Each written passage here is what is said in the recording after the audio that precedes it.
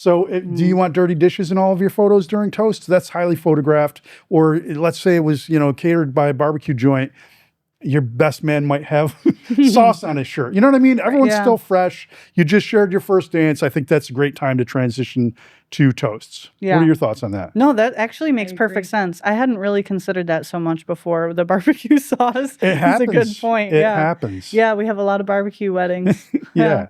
Wow, that makes a lot of sense. Yeah. And I've had it before where I've talked to people and I've told them the whole thing and they still, for some reason, I'm like eating dinner and they're like, okay, we're going to start speeches now. And I'm you're like, scrambling we are? I don't Right. have my cameras like attached to me.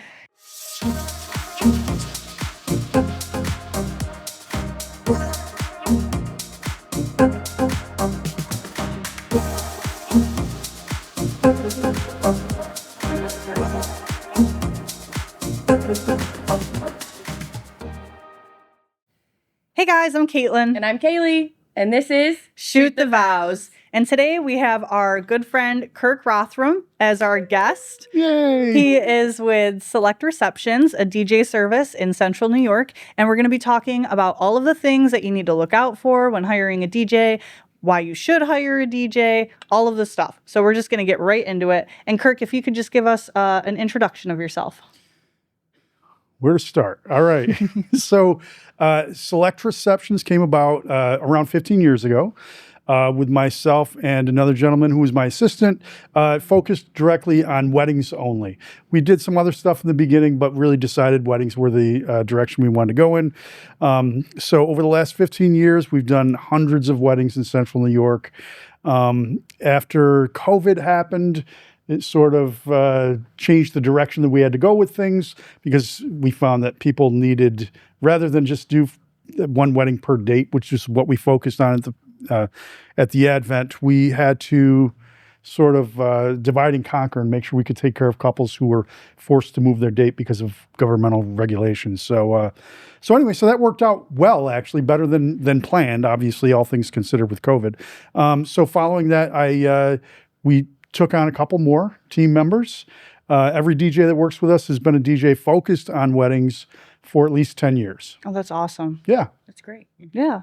Tell us a little bit about what's the difference between just somebody playing a playlist and an actual DJ?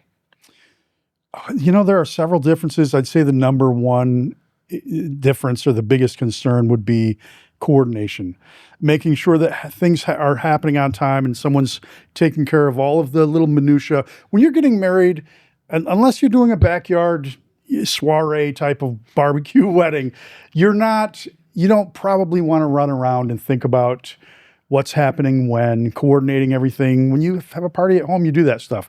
When you're getting married, you want to be the guest of honor, not think about those things. So unless you have a dedicated planner, your DJ is really at the helm of the largest part of your wedding day, which is your reception. So that means coordinating with other vendors, making sure that your photographer is ready to get those shots. Obviously, photographers are on point when I say make sure they're ready. But if, let's say you're in the restroom and all of a sudden you hear a DJ announcing toasts, there's no second chance to get those shots. It's literally happened to us before. Right. There's no second chance to get those shots. So you want to make sure that your DJ is coordinating with your other vendors. If things are pushed back or the timeline isn't unfolding perfectly because the buffet isn't ready or something like that, they need to be able to make game time decisions, and create a holding pattern, move things around, and be a part of a larger wedding team of professionals. So the couple can kind of enjoy the day as guests of honor. Yeah. I've introduced myself to DJs before, and I always kind of have like a little, not a spiel, but like, I'll tell them, hey, if you guys are going to do anything like cutting the cake or speeches, just make sure that you can see me. I'm in the area. I'm taking photos. Because I've literally had it before where we were still eating dinner. And I always tell my couples, you want to do speeches either before dinner or after dinner, because we need to take a break, right? People don't really consider working 8 hours and not taking a break. And I always recommend before dinner personally, just because you too. You don't have to feel rushed through dinner. There's that, speeches. But also we shoot video, and I do photo now too. And as you do, of course, not all caterers and wait staff is created equal. So Sometimes the tables aren't busts. So do you want dirty dishes in all of your photos during toasts? That's highly photographed. Or let's say it was, catered by a barbecue joint. Your best man might have sauce on his shirt. You know what I mean? Everyone's still fresh. You just shared your first dance. I think that's a great time to transition to toasts. Yeah. What are your thoughts on that? No, that actually makes perfect sense. I hadn't really considered that so much before. The barbecue sauce It happens. is a good point. It yeah. happens. Yeah, we have a lot of barbecue weddings. Yeah. Wow, that makes a lot of sense. Yeah. And I've had it before where I've talked to people and I've told them the whole thing and they still, for some reason, I'm like eating dinner and they're like, okay, we're going to start speeches now. And then I'm you're like, scrambling we to- are? I don't right. have my cameras like attached to me.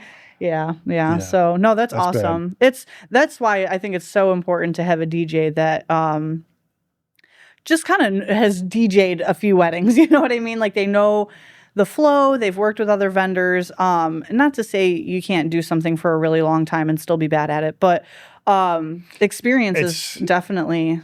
It helps. And it's true what you say too. I mean, there is so, I don't want to try to be diplomatic about this, but there are many DJs who are like, I've done 1,000 weddings and this is the way it's got to be done.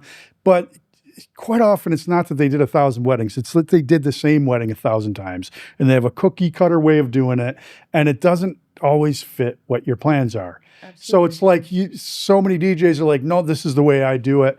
And it's like, you can't be rigid like that. It's your wedding reception is sort of a breathing event. Nothing, as much as you have a timeline and want to follow it, nothing happens exactly as planned because you don't know how long a toast is going to take. Or maybe the wait staff is understaffed and dinner service takes 15 minutes longer. So everything, is it's a roadmap, the timeline. You know what I mean? So you want someone who can be flexible and doesn't have a specific cookie cutter way of doing things. And so many couples, at least our couples, the clients that we attract, seem to want less traditional stuff and more customized personal stuff. They still want the photos and the video of their formalities and those important wedding traditions, but they don't want to do the overly cheesy old wedding shtick that... You know what I'm saying? That everyone's seen. The garter toss. Right. Or the DJ. Well, sometimes a garter toss can be fun, but sometimes, the DJ will have this canned, cheesy playlist that they go to. And granted, it might work, but there's tons of awesome music that you can fill the dance floor with. If I had $1 for every time I heard the Cotton Eye Joe. Oh, really? At a wedding. The Cotton Eye Joe, the Cha-Cha Slide, Cupid Shuffle. The YMCA honestly could be played more. The Cupid Shuffle needs to die. Seriously. Always there. Every time it plays, I'm like, What I do is I tell clients that we default all of that stuff to the do not play list unless they request it, because it's polarizing. I never want to offend someone's tastes and suggest it's cheesy or whatever. Absolutely, that makes sense. Because, if you play the electric slide, people are going to dance. That's true. But I can make people dance with all kinds of music. It's not necessary, and it's something you hear so often at weddings. It's almost just become cliche. So it's like I default all of those things to do not play list, and if my client requests them, then absolutely we'll play them, and they do work. But because they're polarizing, people either love it or they hate it. I stay away from it. So you don't have to sit down and think of the long list of every cheesy wedding song so your wedding is personalized to you and your spouse. Absolutely. So let me ask you, what's one question that you feel like really the bride and groom should be asking their DJ? Because I feel like we've run into a couple horror stories with a few DJs. So what was something that you recommend them asking their DJ to make sure they're the right fit? There are several things. One of the top things I always suggest is find out what their philosophy is on making announcements and emceeing the wedding. There are a lot of different personality types in the world, and that person might not click with you. Mm-hmm. And there's a lot of DJs who, as soon as they turn on that microphone, they turn into a game show host, and they're cheese balls. You know what I'm saying? And I'm sorry to say that. I'm probably going to offend people with that, but it's the truth. That might not be what you envision at your wedding. And let's face it, as soon as that person turns on the microphone, they're sort of your representative of your event. Absolutely. That is true. How you 100%. present yourself as an MC gives everybody a vibe. That's the feel, that's the flow, that's again, unless you have a planner, also, this person's sort of at the helm of the largest part of your wedding day, 5 hours Absolutely. for cocktails, dinner, and dancing. And if that person's a cheese ball, you know what I mean? It's too late. That's your wedding. That's what you hired. You're going to be remembered for that. We attended my friend's wedding, my husband and I, last year, and the MC kept joking about the couple that had just gotten married getting divorced, and my husband and I just my kept looking at God. each other like, That's awful. Can we not do that? What world is that appropriate? Somebody That's needs to stop this crazy. man. That's awful. Wow. Yeah. So No, we definitely have, personality, yeah. both for myself and everyone that works with us, we have a less is more approach to announcements. And that means, I mean, obviously you want someone well-spoken Absolutely. and confident in making announcements and keeping your guests abreast. I mean, let's say your cocktail hour is in a lobby and everyone needs to come in, it's time for dinner. You want someone who's confident and well-spoken to get on the microphone and invite your guests to make their way to their seats. That's an announcement that has to be made. Introductions, introducing someone who's making a toast, things of that nature. Beyond that, we are not on the mic interrupting the fun. That's our approach. Some people want that guy that's going to get out there and teach you how to do the electric slide. That's not us. But yeah, we definitely have a less is more approach, and that, I think, for our clients is what they're looking for. They want someone who's well-spoken, who's going to make the announcements that need to be made, and then shut up and make people dance. Yeah. Pack that dance floor. Yeah. You know what I'm saying? Know how to fit in some of the weirder songs that are on your playlist that might be really meaningful to you, but aren't going to pack the dance floor. It's not a banger, but it might be the song that was playing the first time you kissed your husband.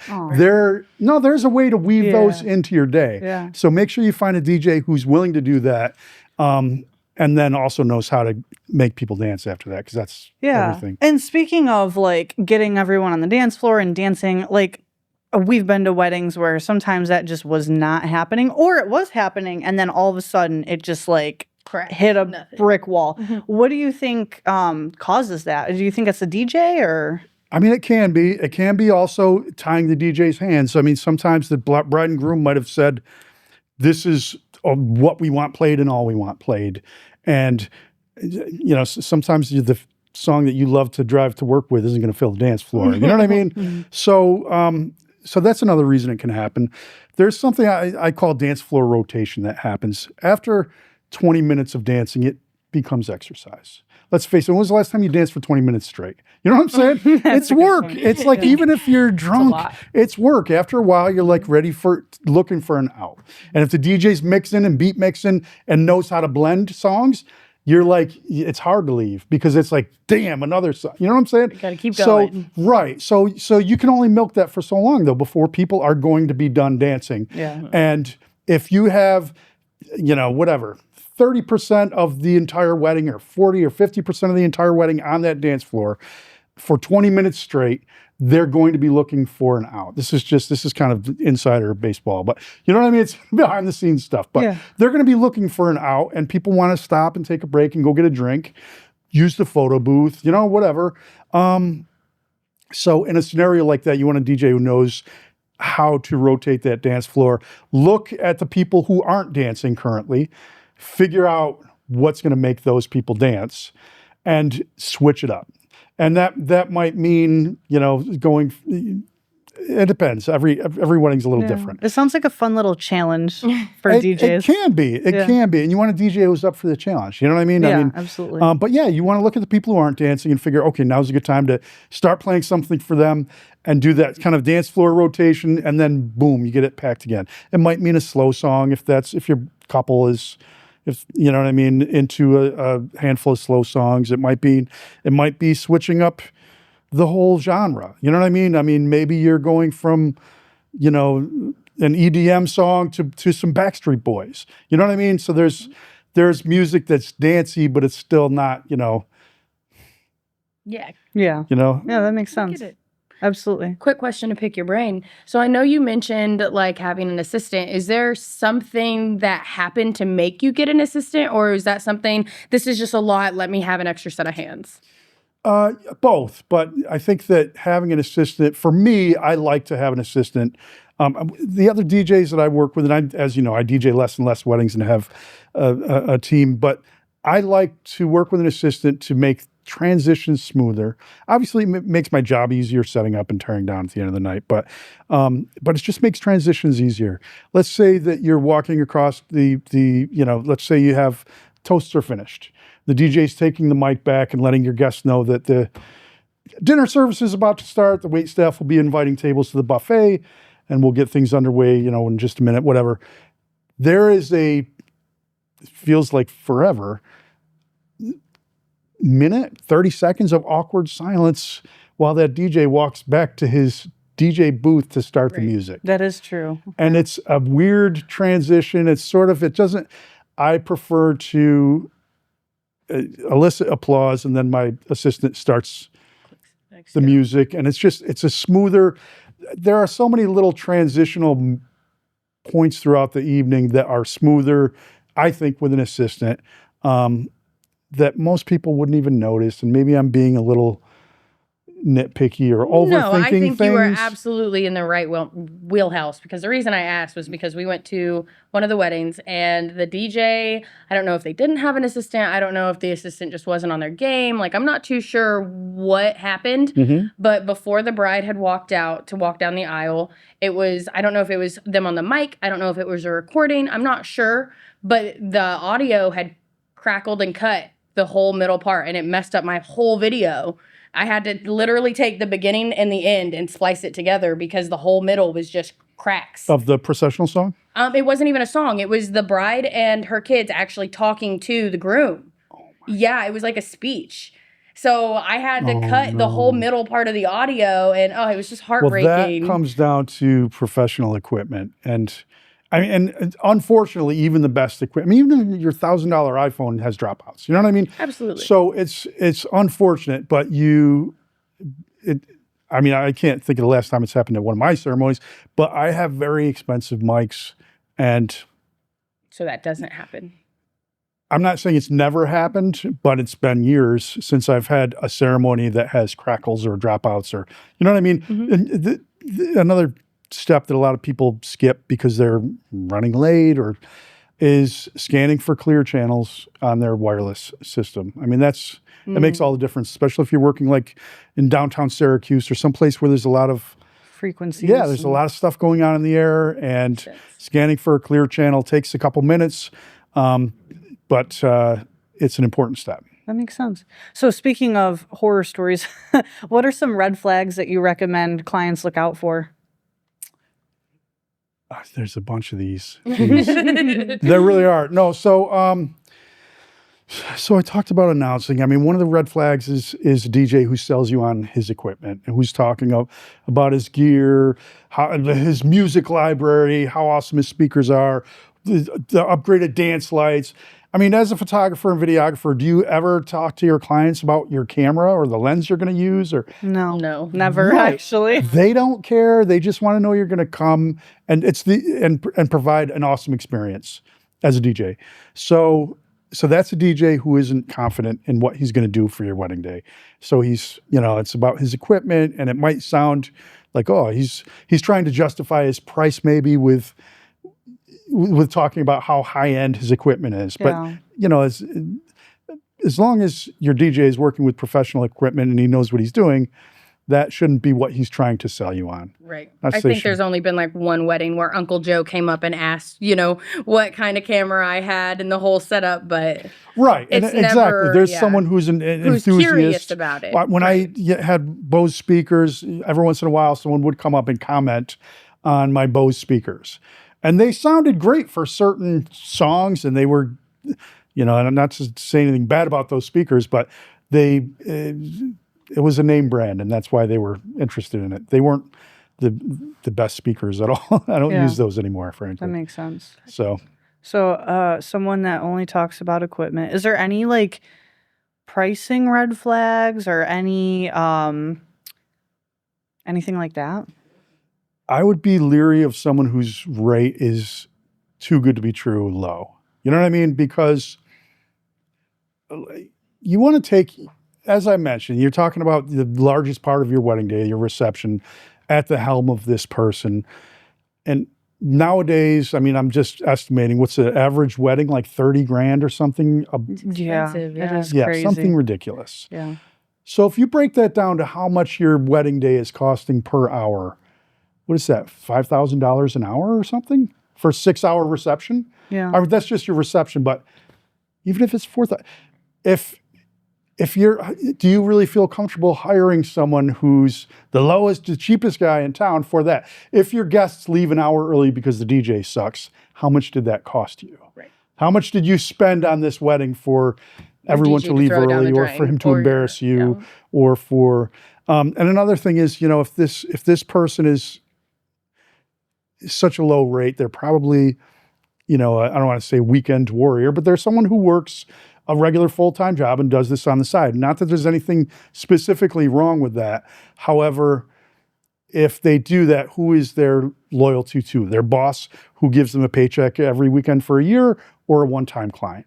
So if they have to work, or if they have something going on, and unfortunately, I, have seen it happen, and it still happens all the time. I sit on the board of the Central New York DJ Association, and so often you'll have DJs on there scrambling for a replacement or someone to subcontract or fill in for a gig for somebody's wedding that's a week away. And I'm like, this poor couple has no idea. The guy they hired, he has a full-time job that he has to go to, and he can't do their wedding. I'm just like, this is not the way It should be. it should be. It's Absolutely. not. So it's terrifying, but it happens. And so many people have no idea what's happening. They feel like they got a deal. And I'm like, and I, sadly, I mean, I can't leave those people hanging. So I probably am doing a bad thing by trying to find a solution for that person, but I can't just sit by and let that happen. So I do try to assist when that happens, but that happens more often than you would think. That makes Sadly. sense. So yeah, and you've done all of the planning and all of the work with one person, and then they have to relay all of the information to the next, and then there's to get lost in between in translation. Yeah. Oh, well, the so- planning is so. If they're doing when they're doing that, the chances that they've done proper planning are low too. That makes sense. The first thing we do as soon as someone gives us the green light is we create a login for them on our website, where they can outline not only their favorite songs into a must play or a do not play or a regular request list, but also outline all of the formalities, all of the other wedding professionals we'll be working with, whether or not they want a father-daughter dance or introductions, or who will be toasting, what table that person will be sitting at, what their relation to you is. Because the first thing, when my assistant and I are, arrive and are setting up, is we're going to locate where those tables are. Make sure that before a toast, we're coordinating with dad or the best man to make sure they're ready. You don't know how often they say, "Oh, my toast is in the car," or you know what I'm saying, or my phone's dying and it's on my phone. You know what I mean? Yeah. So I give them the heads. happened a few times. Yeah. So you give them the heads up. We're going to be doing toasts at this time, just to give you the heads up, and I'll just invite you up. I invite them up to stand directly next to the bride and groom, so they're in the same frame for your photos and video. Yeah. And then do a formal introduction and fade into the background out of the photos and videos. Yeah. But those steps and that level of coordination should go into every event over the course of the day, whether it's cake cutting, whether it's a parent dance, whether it's toasts. So Yeah, that makes sense. So there is a lot of timeline planning that you do, of course. And how many couples, because I know for me, a lot of my couples don't have planners. And I think there's this idea that wedding planners cost a lot of money. And whether that's true or not, I'm not really sure. We were just saying, Sure, some weddings do, are expensive. So Yeah. I get that it's not in everyone's budget. But I know for me, I do a lot of the planning. It's just kind of one of the many hats I end up wearing for the wedding day. You don't want to see their wedding fall apart. So if no one's in that Absolutely. role, you're like, here's the way you should do this. Yeah. So We've I've been there, seen- done that. We've seen Yeah. it. Mm-hmm. I do the same thing. And I don't, as much, I don't call it planning, but it's like, I'll give them the pros and cons. Like we were talking about toasts before dinner or after dinner.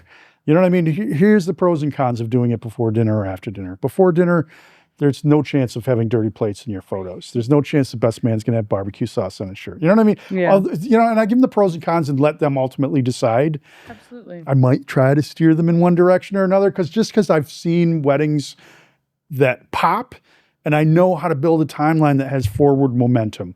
Because the worst thing in the world is when a wedding fizzles, and you want to be able to plan a timeline that has that forward momentum, so it sort of builds up, and then just at the right time, your older guests are done dancing because they're pooped and they're off to the side mingling, and then it becomes a party that's about you and your friends, and the songs become bangers, and the music level comes up. You know what I mean? Yeah, and then drinks are getting spilled on the dance floor. You know what I'm saying? That's when the party is really happening, and I think.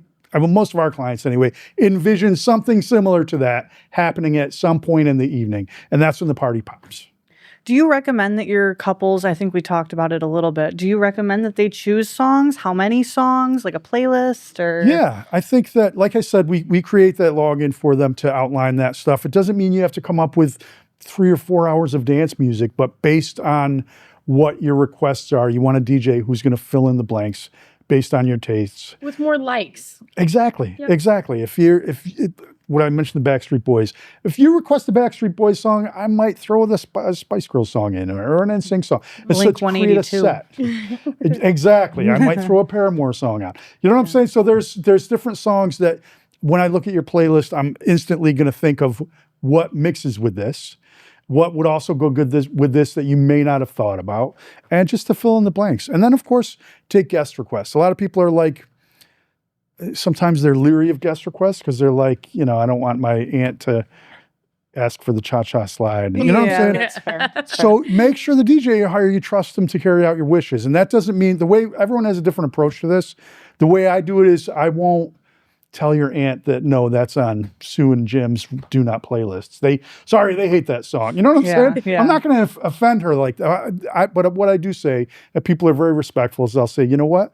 Right now we're working through their playlist, and that's an awesome idea. If there's time later, absolutely, good idea. Yeah. But it's a lie. But that's That a makes polite way. But I'm totally lying. I'm not playing that. No, but that's a very polite way of you Right. putting it, and just kind of putting it out there of like, we'll try to get to it. Exactly, because people they're respectful of the fact that they've outlined what they want to hear, and once I get through it, but I'm never going to get through it because I know what they want to hear, and that's on their do not play. But I don't want to offend your aunt. Yeah. And I've had brides say, "Oh, tell her I don't care." But the problem is when DJs do that, and this I've learned by doing this myself back in the day, is when you tell them that there's a do not play list, or that's on it, they're going to go and bug you to greenlight that song. And it's like, you know what I mean? And that's exactly what people do. And then they They go don't and like to bug the hear bride, no. and they're like, "Oh, you said the cha-cha slide is on the do not playlist. Will you tell them to play it?" And then she's like, "All right." And it's just like, When in reality, she's trying She to go doesn't spend wanna time with her hear husbands it. or get pictures done before sunset or exactly. Yeah. She's anything pulled else into that's 10 not going. directions on her wedding day. Right. She doesn't want to have to think about the songs that she already thought about. So taking that off your plate, we'll let your guests know that That makes sense. We've- 100%. they've outlined what they want to hear, and there's a lot of great music, but if there's time later, that's a great idea. And it's a white lie. That makes sense. Well, I think that pretty much wraps it up for all the questions that we had. Sorry What? to interrogate I have you. so much more. Are you kidding me? I'm sure you do. Just kidding. I'm just kidding. Is there anything else that you find is like super important that you want to get out to people that are planning, like looking for a DJ? Yeah, what do you want to tell the people? I would just say don't postpone booking someone who's available that you jibe with, because dates fill up fast, and Absolutely. If you drive with them, somebody else is gonna. right, exactly. And I tell people this, and unfortunately, when you're having a discovery call or whatever you want to call it, a first meeting with a client, sometimes people are probably fearful that you're going to be salesy or that you're trying to. But here's the thing: we'll be working on your wedding date.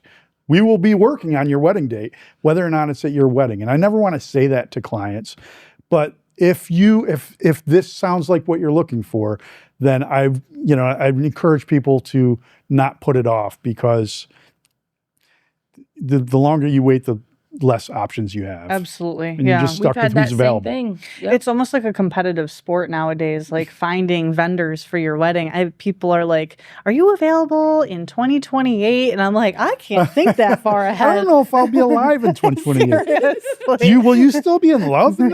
No, but the thing is, it's like, there's people that I refer, when we're booked or we can't handle something, we can handle a couple. We don't usually try to do, and to be honest with you, although we have a team now, for most dates, we still do one wedding per date, maybe two. But beyond that, I'd rather refer someone because I feel like I don't want to cut quality control. Absolutely. And I feel like, Quality over quantity. if there's, like I said, there's a handful of professionals that I will consistently refer clients to. But again, they book up fast too. So it's just like, if you find someone you really like, I would say, check that box off your list and book them for any wedding vendor, frankly. Yeah, I think that's great advice. Yeah. Okay, Pretty well, awesome. that pretty much wraps it up for today. So the next episode, we're going to be talking about wedding first looks, and if you don't want to do one, what the alternative could be for you. Like always, if you guys have any questions, comments, or inquiries, you can email us or leave a comment, and we love to hear different topic ideas and potential episode ideas from you guys. So absolutely drop those below. Tell us what you thought of Kirk and all of his wonderful knowledge. Don't tell us.